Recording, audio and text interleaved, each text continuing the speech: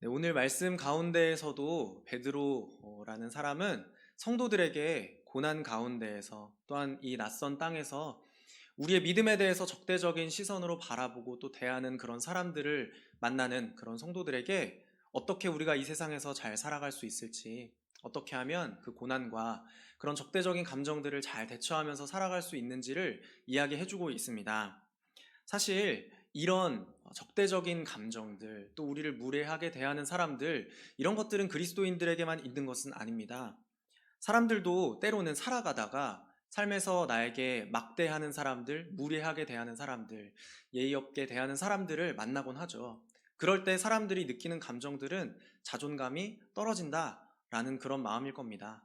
나의 모습대로 행동하지 못하고 사람들의 시선이나 혹은 직장 내에서의 직급, 혹은 사람들과의 관계 안에서 내가 혹은 어떤 사람으로 비추어질까 걱정하고 고민하는 가운데에서 사람들은 자신의 모습을 잃어버리는 것 같고 이것을 자존감이 떨어지는 것 같다, 나의 나되는 모습을 잃어버리는 것 같다라는 그런 마음들을 많이 이야기하곤 합니다. 그럴 때 우리는 어떻게 반응해야 할지 잘 모릅니다. 그냥 마음 가는 대로 그냥 그렇게 행동해도 될 텐데, 특별히 사람들과의 관계 가운데에서 사회 속에서 그런 사람들을 만날 때 우리는 어떻게 해야 할지 잘 모릅니다. 특별히 그리스도인으로서 우리가 그런 무례한 사람들, 우리에게 적대적인 감정을 가지고 대하는 사람들을 만날 때는 더 어떻게 해야 할지 모르겠어요. 우리는 그런 사람들에 대해서 어떻게 대해야 할지, 그런 사람들로부터 우리의 자존감을, 그리스도인으로서의 자존감을 어떻게 지켜야 할지 잘 모르는데요. 오늘 말씀을 통해서 우리에게 그런 어떤 힌트가 또는 어떤 해답이 주어지기를 간절히 바라는 마음이 있습니다. 우리는 그런 상황들을 자주 만납니다. 우리의 믿음 때문에, 우리가 행동하는 그 선한 일들 때문에, 하나님의 말씀에 순종하여 하는 어떤 일들 때문에 우리에게 무례하게 대하고 적대적인 감정을 가지고 대하는 사람들, 그런 사람들을 만나게 됩니다. 오늘 말씀 13절부터 함께 보니까요, 13절에서는 또 너희가 열심으로 선을 행하면 누가 너희를 헤아리요, 이렇게 기록하고 있습니다. 13절에서 성도들이 선을 행할 때 해할 사람이 도대체 누가 있겠냐는 그런 말을 하고 있는 거죠. 그런데 사실 우리는 아까도 나누었던 것처럼 이 베드로의 13절의 말이 이상적이고 때로는 현실성이 없는 이야기라는 것을 잘 알고 있습니다. 꼭 그리스도인으로서 선을 행하지 않더라도, 그런 일들이 아니더라도 사람들은 때로 착하게 행동하는 사람들에게 대해서 곱깝게 여기고 또는 이상한 눈으로 쳐다보기도 하기 때문입니다. 이와 같이 성도의 삶이 꽃길 걷는 것 같이 행복하고 평탄한 길만 있다면 정말 좋겠지만, 이 세상을 살면서 결코 그런 일만을 겪을 수는 없죠. 실제로 베드로의 편지를 읽는 초대교회 성도들은 많은 핍박과 박해, 그리고 사람들의 오해와 차별이 삶에서 매우 가까웠고, 또한 베드로도 그것을 알고 있었습니다. 너희가 열심으로 선을 행하면 누가 너희를 헤아리오 하는 말이, 베드로의 말이, 베드로가 현실을 살고 있지 않아서 하는 말은 아닐 텐데 말이죠. 베드로도 성도의 삶에서, 그리고 그리스도인의 삶에서, 자신의 삶에서 그런 핍박과 차별, 박해와 오해가 멀지 않았을 것입니다. 하지만 베드로는 이 글을 통하여서 용기를 주고 있는 겁니다. 성도들에게 그것을 이겨낼 수 있는 용기와 그리스도인으로서의 자존감을 지킬 수 있도록 힘을 주고 격려해 주는 거죠. 베드로는 결코 세상 물정 모르고 어디 틀어박혀서 기도만 하느라 성도들이 어떤 삶을 사는지 몰랐던 것이 아닙니다. 그래서 14절 상반절에는 이렇게 덧붙이고 있어요. 그러나 의를 위하여 고난을 받으면 복 있는 자니. 이 말은 바꿔 말하면 이런 말이 될 수 있겠죠. 선한 일을 열심히 할 때에도 해야 할 사람이 없을 텐데, 더구나 의로운 일 때문에 고난을 받는다면 당신은 복 있는 사람입니다. 의로운 일로 인해서 고난을 당하는 성도들에게 이것은 아마도 용기를 주는, 또 격려가 되는 축복의 말이었을 것입니다. 그런데 이러한 축복은요, 그냥 힘을 주기 위해서, 용기를 주기 위해서 근거 없이 허무맹랑한 소리로 하는 말이 아니었습니다. 왜냐하면 이 13절의 말씀처럼 열심을 내어서 선을 행하는 자들을 해야 할 사람이 없기 때문이었습니다. 그것은 하나님께서 성도들에게 보증하시고 또한 약속하신 사실이기 때문입니다. 로마서 8장 31절에 보니까요. 그런즉 이 일에 대하여 우리가 무슨 말을 하리요? 만일 하나님이 우리를 위하시면 누가 우리를 대적하리요? 그리고 33절부터 34절 상반절에는요. 누가 능히 하나님께서 택하신 자들을 고발하리요? 의롭다 하신 이는 하나님이시니 누가 정죄하리요? 바울이 로마서에서 이렇게 이야기하고 있듯이요. 베드로가 지금 우리에게 전해주는 이 용기의 메시지, 격려의 메시지는 거짓말이 아니었습니다.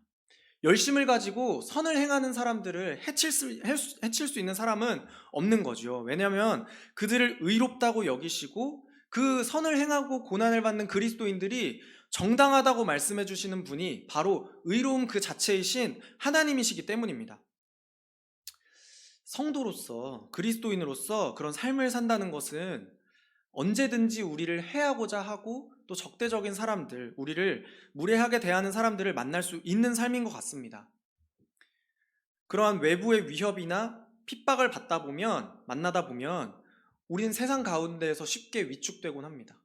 우리의 신앙이 잘못된 것인지, 이것이 우리를 지켜주지 못하는 것인지. 그러나 혹시 그러한 두려움으로 위축된 성도님들이 계시다면 하나님의 말씀이 여러분들에게 큰 위로가 되시기를 축복을 드립니다. 로마서 8장 37절에 보니까요. 그러나 이 모든 일에 우리를 사랑하시는 이로 말미암아 우리가 넉넉히 이기느니라. 아멘. 베드로가 이렇게 이야기했듯이 의를 위하여 고난을 받는 자들은 복 있는 자들입니다. 바울도 또한 증거하듯이 우리를 사랑하시는 일로 말미암아 그 고난 가운데서 우리는 그것을 넉넉히 이길 수 있는 힘이 있는 것입니다. 그렇기 때문에 베드로도 우리를 복 있는 사람이라고 이야기를 하는 것이죠. 의를 위하여 고난을 받는 자들은 복 있는 사람들입니다. 의로우신 하나님께서 택하신 사람들을 결코 정죄할 수 있는 그런 사람은 없을 것입니다. 수원 꿈꾸는 교회는 그런 복 있는 사람들의 모임이 되기를 축복합니다. 의로운 성도의 삶으로 인해서 고난을 받을 때에 우리를 사랑하시는 그 하나님의 사랑으로 말미암아서 넉넉히 이기시기를 주님의 이름으로 축복을 드립니다. 저와 여러분은 그래서 복 있는 사람이라는 것을 다시 한 번 더 기억했으면 좋겠습니다.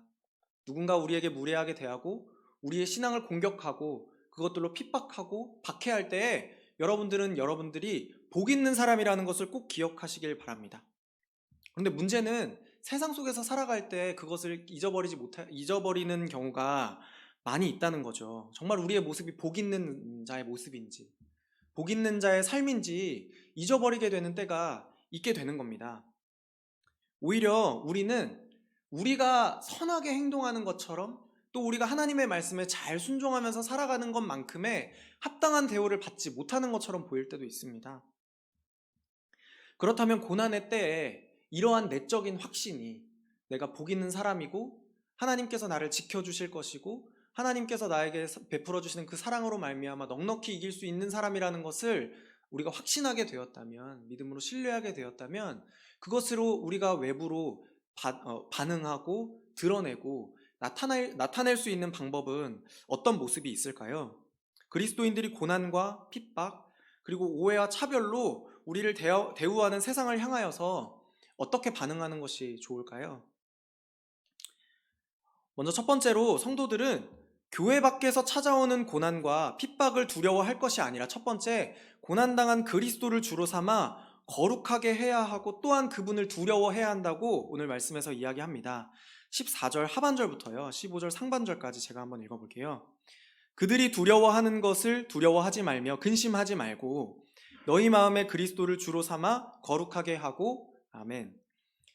이 14절에 해당하는 구절을 보면서요 우리는 도대체 이 그들이 두려워하는 것을 두려워하지 말라, 이 말씀이 어떤 의미인지 생각해 보게 됩니다. 여기에서 말하는 그들이 누구인지, 혹은 그들이 두려워했던 것은 무엇인지.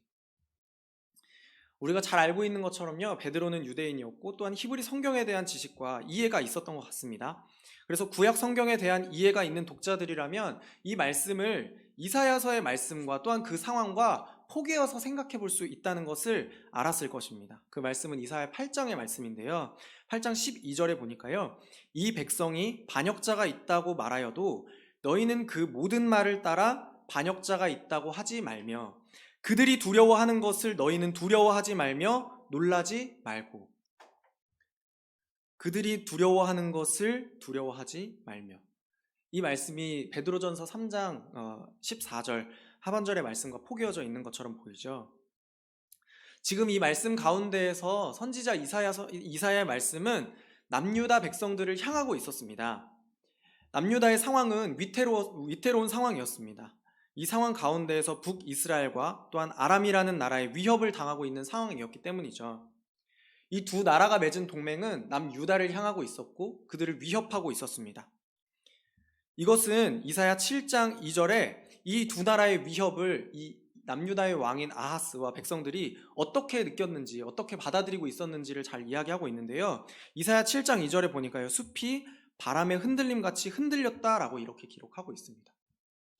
이 북이스라엘이라는 나라와 아람이라는 나라의 두 연합군이, 이 동맹이 남유다를 향하고 그들을 공격하고 위협할 때 이 남유다의 백성들의 마음이 정말 흔들리는 것 같고 어딘가에 딱 고정되어서 굳건히 서 있지 못하는 그런 모습이었다는 것을 이사야가 이야기하고 있는 거죠.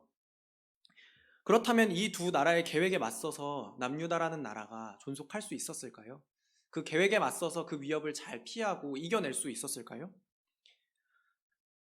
우리는 성도들이 고난을 받을 때에도, 외부의 위협을 받을 때에도 마치 이 남유다 백성들이 느끼는 것처럼 마음이 흔들리고 요동치는 것처럼 놀라고 두려워하는 그런 마음을 가지게 될 때가 있습니다. 우리를 고정되고 튼튼한 것 같지 않게 만들고 쉽게 휘청거리고 또한 어느 것도 결정할 수 없게 만들고 근심하게 만드는 그런 외부의 위협들을 우리가 계속해서 만난다는 것이죠.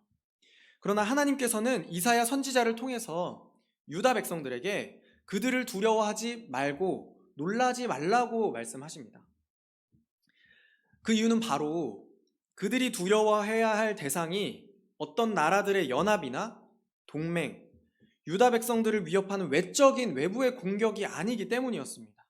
13절을 이어서 보니까요, 이사야 8장 13절을 보니까요, 만군의 여호와 그를 너희가 거룩하다 하고 그를 너희가 두려워하며 무서워할 자로 삼으라. 이사야서 말씀에서요, 유다 백성들이 두려워해야 할 대상, 나아가서 고난받는 때에 성도들이 두려워해야 할 것은 외부의 위협이 아니라는 것을 이야기하고 있는 겁니다. 그것 때문에 우리가 두려워하고 놀라고 또 근심하고 마음이 요동하는 것처럼 흔들리지 말아야 한다는 것입니다. 왜냐하면 우리가 고난의 때 두려워해야 할 것은 바로 만군의 여호와 하나님이시기 때문입니다. 마치 이와 같이 성도들도 고난받는 때에 하나님께서 만군의 여호와를 거룩하게 만들고 두려워해야 한다고 하셨던 것처럼 우리도 또한 그리스도를 주로 삼아 거룩하게 하고 또한 그분을 두려워해야 한다고 오늘 베드로가 이야기하고 있는 것입니다. 왜냐하면 고난의 때 이 세상에서 살아갈 육체와 감정 또는 정서적인 그런 위협들은, 그런 피해들은 외적인 위협에 의해서 상하더라도 우리의 영혼을 지키시고 돌보시며 복 있게 하시는 그분이 바로 우리가 섬기는 그리스도, 우리 마음 가운데 거룩하게 모신 그리스도 예수께서 우리와 함께 하시기 때문입니다. 예수님께서는 이미 복음서에서 성도들에게 고난과 박해 또한 미움이 있을 거라고 이미 예언해 주셨습니다. 그러면서도 그것을 결코 두려워하지 말고 염려하지 말라고 말씀하시는데요. 마태복음 10장 28절 말씀해 보니까요, 몸은 죽여도 영혼은 능히 죽이지 못하는 자들을 두려워하지 말고 오직 몸과 영혼을 능히 지옥에 멸하실 수 있는 이를 두려워하라. 예수님께서는 성도들에게 이미, 모든 세대를 살아가고 있는 성도들에게 이미 고난이 있을 것을, 핍박이 있을 것을, 그 사람들이 믿는 믿음과 신앙으로 인해서 오해를 받고 차별을 받을 것을 이미 알고 계셨습니다. 그리고는 우리에게 그런 외부의 위협들, 외적인 핍박과 고난들을 두려워하지 말고, 우리의 몸을 상하게 할 수 있는 그런 존재들을 두려워하지 말고 정말 중요한 우리의 마음과 우리의 영혼을 영원히 살게 할 수 있는 그분을 두려워하라고 우리를 격려해주고 있는 것입니다. 고난의 때 우리는 주님을 마음속에서 온전히 거룩하게 구별해 두어야 됩니다. 그리고 그분이 우리의 영혼을 구원하시는 그리스도가 되시는 분이라는 것을 믿고 거룩하게 한다면 우리는 고난과 핍박을 두려워하거나 그것으로 인해 마음이 흔들리거나 요동하지 않게 될 수 있습니다.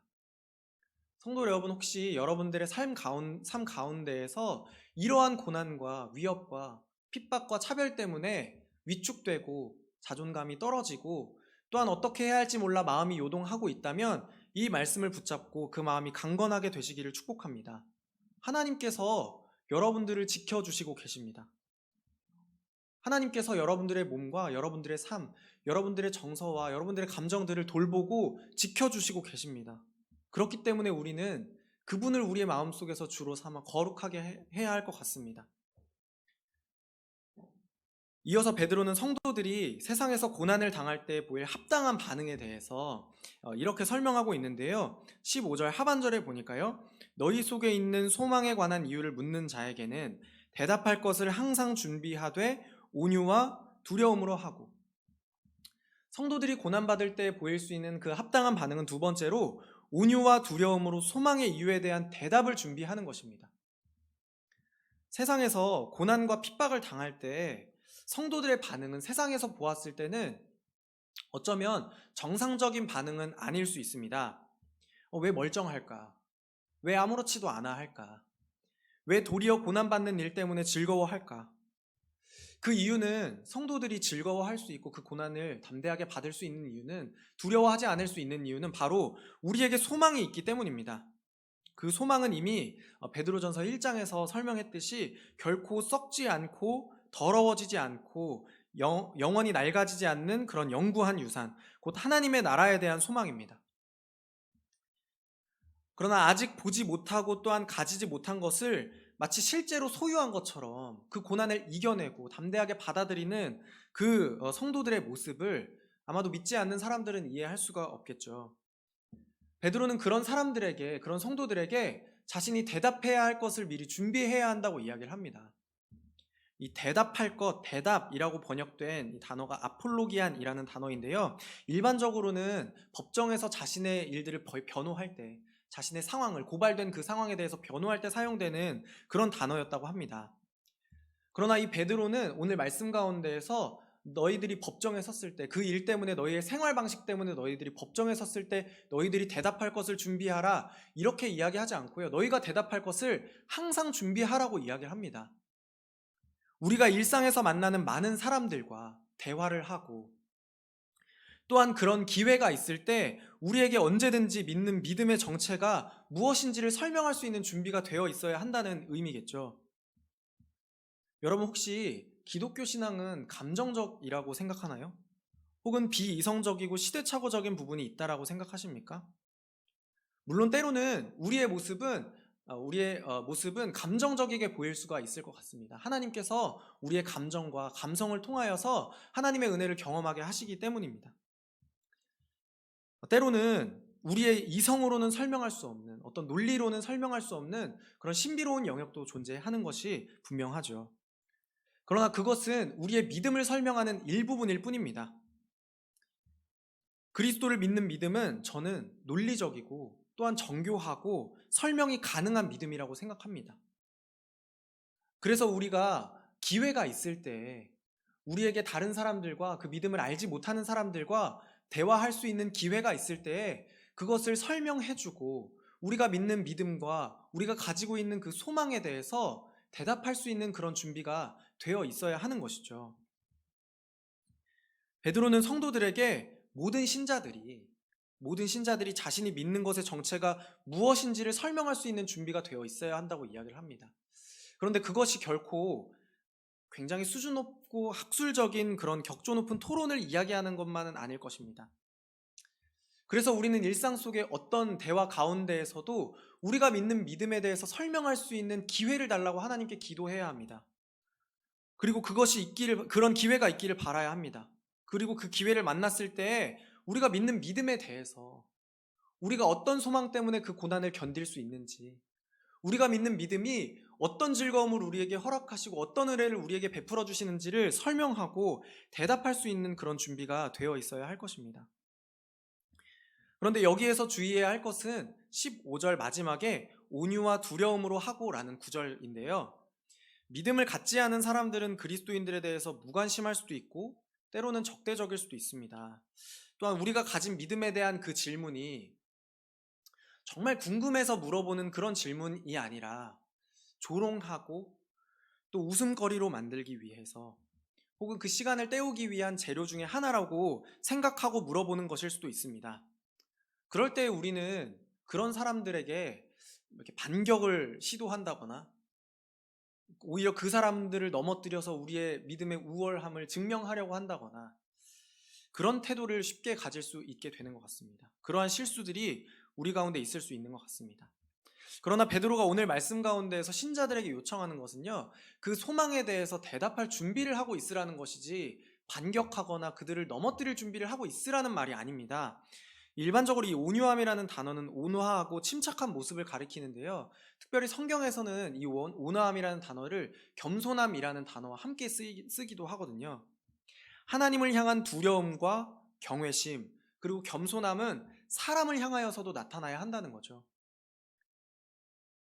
갈라디아서 5장에서는 온유함을 성령의 열매 중에 하나라고 이야기합니다.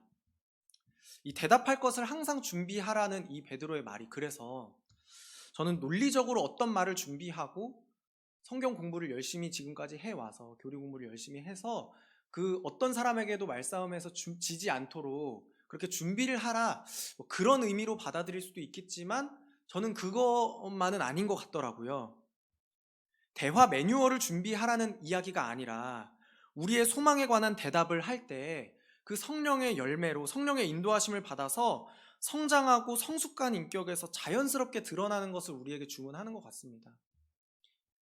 그래서 사랑하는 여러분, 우리의 믿음에 대해서, 우리의 소망에 대해서 물어보고 그것으로 우리에게 궁금해하는 사람들에게 이렇게 온유함과 두려움으로 여러분들의 믿음을 증명하는 저와 여러분들이 되기를 축복합니다. 그래서 우리의 믿음의 수준이 얼마나 탁월한지, 신자들이 가지고 있는 믿음의 그 인격의 성숙함이 얼마나 훌륭하고 또 본받을 만한 것인지를 드러내 주시기를 간절히 축복을 드립니다. 그리고 세 번째로는요, 베드로는 16절에서 선한 양심을 가지라고 이야기를 합니다. 의를 위하여 고난을 당할 때에 성도들에게 보여야 하는 성도들이 보일 수 있는 합당한 반응, 세 번째는 선한 양심을 가지는 것이죠. 16절에 보니까요, 선한 양심을 가지라. 이는 그리스도 안에 있는 너희의 선행을 욕하는 자들로 그 비방하는 일에 부끄러움을 당하게 하려 함이라. 아멘.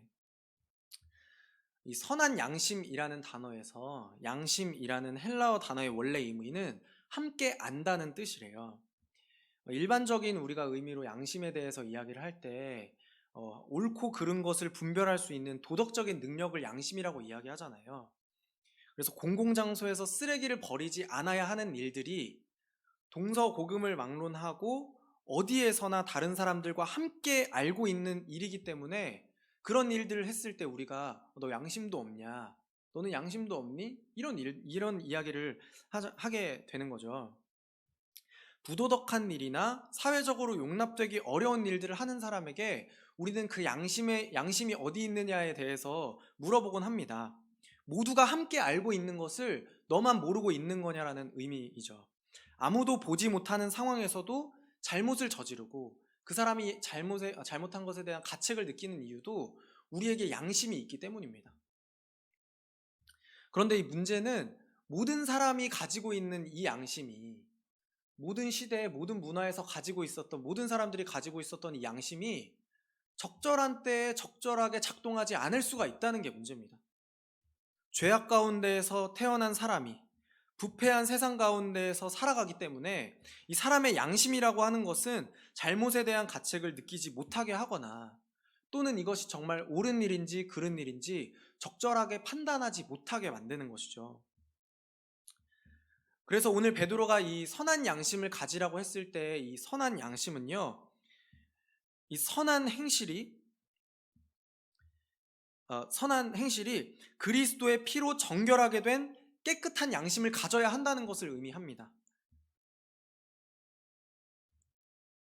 왜냐하면 이 그리스도인들의 선한 행실이 모든 사람에게 주어진 그 양심에 따라서 너도 가지고 있고 나도 가지고 있는 그 양심이 작동해서 선한 행동을 하는 것이라면 사실 이것은 꼭 성도가 아니더라도 할 수 있는 일이기 때문이죠. 교회를 다니거나 그리스도를 믿는 믿음을 가지지 않은 사람들 가운데에서도 우리가 윤리적으로 도덕적으로 높은 수준의 그런 양심의 수준을 가지고 있는 사람들을 보게 될 때가 있잖아요. 때로는 그런 사람들의 양심이 성도들의 양심보다 훌륭하게 느껴질 때가 간혹 있습니다. 그러나 그리스도인들의 이 선한 행실이 그리스도인들을 비방하는 사람들에게 부끄러움이 되고 최종적으로는 우리에게 자랑이 될 수 있는 그 이유는 바로 우리의 양심이 다른 사람들과 함께 아는 양심이 아니라 그리스도와 함께 아는 양심이기 때문입니다. 무엇이 옳고 무엇이 잘못된 것인지 우리는 그것을 그리스도와 함께 알 수 있습니다. 그리스도인들의 선한 행실이라고 하는 것은 선한 것을 판단하시는 그 하나님 앞에서 그의 아들인 그리스도와 함께 선택하는 양심이 되어야 할 것입니다. 16절에서 그리스도인들의 선행을 욕하는 사람들이 부끄러움을 당하는 이유는 바로 이것이 선한 양심이기 때문입니다. 하나님 앞에서 합당한 것이기 때문입니다. 그리스도께서 우리의 선한 양심에 선한 행실에 보증인이 되어 주실 것입니다. 그래서 결론적으로 선한 양심을 가지고 살아가는 그리스도인들의 이 선한 행실은 필요한 경우에는 이 땅에서 혹은 그렇지 않더라도 최종적으로 심판의 때에 옳은 것이었음이 드러나게 될 것입니다. 그래서 우리는 우리의 믿음에 대해서 우리의 의로운 행동에 대해서 걸림돌이 되고 무례하게 대하고 그것을 우리를 넘어뜨리기를 원하는 그런 사람들에게 우리의 선한 행실이 옳은 것임을 증명해야 합니다. 이제 말씀을 정리하려고 합니다. 말씀을 정리하면서 의를 위하여 고난받는 성도들의 합당한 모습 3가지에 대해서 이야기를 나누었는데요. 첫 번째는 그리스도를 주로 삼아 거룩하게 하라는 것이고, 두 번째로는 우리에게 소망의 이유를 묻는 사람들에게 언제든지 대답할 준비가 되어 있어야 한다는 것입니다. 마지막으로 선한 양심을 가지고 살아간다면 우리의 선한 행실을 욕하는 사람들이 마지막 때에는 도리어 부끄러움을 당하게 될 것이라는 것을 오늘 말씀 가운데서 나누었습니다. 믿음의 선배이신 그리고 동역자이신 성도 여러분, 의를 위하여 고난을 받을 때에 성도들의 합당한 반응을 통하여서 하나님을 기쁘시게 하는 저와 여러분들이 되기를 축복합니다. 왜냐하면 우리가 당하는 고난은 끝나지 않는 고난이 아니기 때문입니다. 영원히 반복해서 받아야 하는 그런 고난이 아닙니다. 우리를 발목 잡아서 이 땅 가운데서 지속적으로 고통을 주는 그런 고난이 아니기 때문입니다. 베드로가 주는 소망은, 오늘 말씀 가운데에서 우리에게 주는 소망은 근거 없고 허망한 소망이 아닙니다. 베드로전서 3장 22절에는 이렇게 나와 있는데요. 그는 하늘에 오르사 하나님 우편에 계시니 천사들과 권세들과 능력들이 그에게 복종하느니라. 아멘. 우리가 한 구절 한 구절 떼어서 보지는 않았지만 베드로는 18절부터 그리스도가 고난을 받으신 일에 대해서 설명합니다. 그리스도가 고난을 받으시고 의로운 자로서 불의한 자를 대신해서 죽으시고, 또한 육체로는 죽으심을 당했으나 영으로는 살리심을 받아서 하늘에 오르시고 하나님 우편에 계시는 그 영광을 받으신 일을 베드로는 오늘 말씀에서 서술하고 있습니다. 성도들의 고난이 그리스도의 고난과 연합하여서 그리스도와 연합함으로 주어지는 고난인 것과 마찬가지로 그리스도가 영으로 살리심을 받아 악한 권세를 깨뜨리고 승리하셨다면 그리스도와 연합한 성도들에게도 그리스도가 승리하신 것과 같은 그런 승리와 영광이 우리에게 있을 것입니다. 또한 성도들도 결국에는 그리스도의 승리와 영광을 함께 누리게 될 것입니다. 우리의 자존감은 그리스도인들의 자존감과 또한 우리를 무례하게 대하는 사람들, 적대적으로 대하는 사람들을 선하게 대할 수 있는 것, 그럼에도 우리의 그 고난받는 일들을 계속해서 할 수 있는 것, 그것은 바로 우리의 의로운 행위로 고난을 받을 때에 마침내 우리를 영광의 자리에 세워주실 주님을 기억하는 그런 소망이, 주님에 대한 소망이 우리에게 있기 때문 아닌가요? 이 소망을 기억할 때 우리는 계속해서 고난을 받고 의를 위하여 고난을 받고 또한 그리스도의 고난에 참여하여서 결국에는 승리하고 또한 영광을 받게 될 것입니다. 오늘 말씀을 기억하면서 우리 함께 찬양하고 또 하나님께 결단하면서 기도했으면 좋겠는데요. 먼저는 우리가 고난받을 때 먼저 우리가 기억해야 할 것은 우리보다 앞서서 더 큰 고난을 받으시고 또한 승리하신 예수님께서 우리와 함께 하신다는 것을 기억하는 것입니다. 그분께서 우리와 함께 하신다는 것을 기억하고 또한 그분을 바라볼 때에 성도들이 고난을 받는 그 고난이 우리에게는 기쁨이 되고 또한 승리의 소망이 될 줄로 믿습니다.